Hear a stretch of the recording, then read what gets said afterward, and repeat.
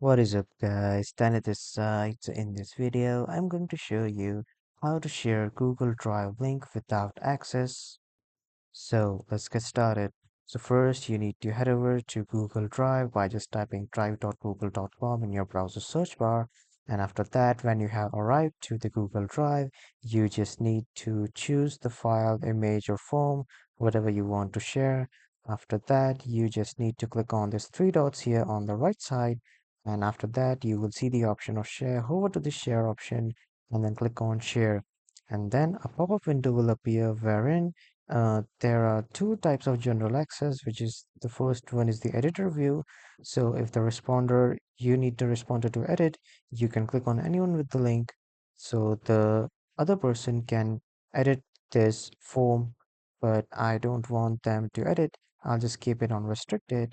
But if you don't even want the responder's view, you can just simply click on restricted, and then the responder also won't be able to view or to reply to this form.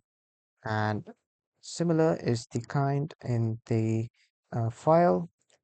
So let's say I want to share this image. I'll click on share and then share again. And from here, you can just keep it the general access to restricted. If you want to send it to some specific people, just type in their emails here. And after that, you can only send to those people whom you have written the emails of in here. But if you want to send it to everyone, you can just click on this and then click on anyone with the link. So anyone with the link can view the photo, and you can also change these actions like only view the photo or to comment on the photo or to even edit on the photo. You can assign the role according to your wish and requirement. But if you want to keep it restricted, just click on this restricted, and then when you are done, simply click on done, and then the access will be updated. So this is how you can share the Google Drive link without the access.